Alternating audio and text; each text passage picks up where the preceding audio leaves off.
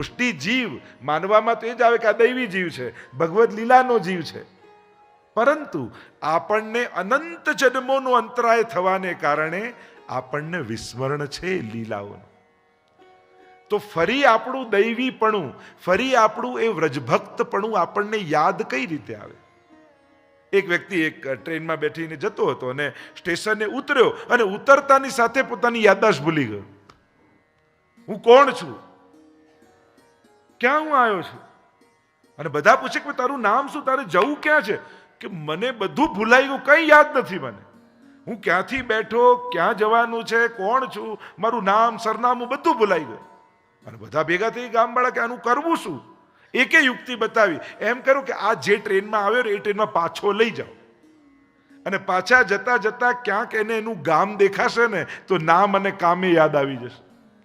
અને પાછો ટ્રેનમાં બેસાડ્યો. એક સ્ટેશન, આ તારું ગામ, મને કંઈ યાદ નથી. બીજું સ્ટેશન, આ તારું ગામ, કંઈ યાદ. એમ કરતા કરતા જે 11મું સ્ટેશન આવ્યું, કહ્યું કે આ તારું ગામ, હા આ વૃક્ષો તો મેં જોયેલા છે, આ ઘરો તો મેં જોયેલા છે, આ સ્ટેશન તો મેં જોયેલું છે, હા આ જ મારું ગામ છે, આ મારું નામ છે, આ કામ કરું છું.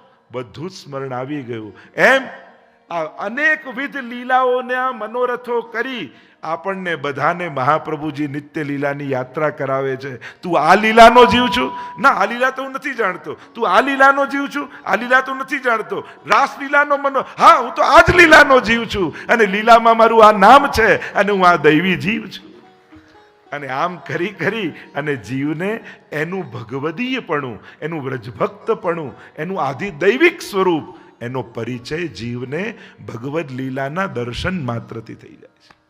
અને વાર્તા સાહિત્યનું પ્રમાણ આપે છે, જ્યારે જીવો આ લીલાના દર્શન કરે છે ત્યારે એને એના સ્વરૂપનું જ્ઞાન થાય છે. અને એટલા માટે ભગવત દર્શનની આપણે ત્યાં બહુ જ મહત્તા છે.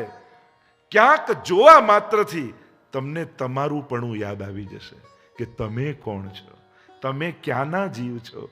એ ક્યાંક ભગવત મનોરથના દર્શન કરતા, સજાવટ કરતા કરતા, માળા પરોતા પરોતા ક્યાંક નિત્ય લીલામાં તમારી આ જ સેવા હશે, એની સુધી તમને થશે.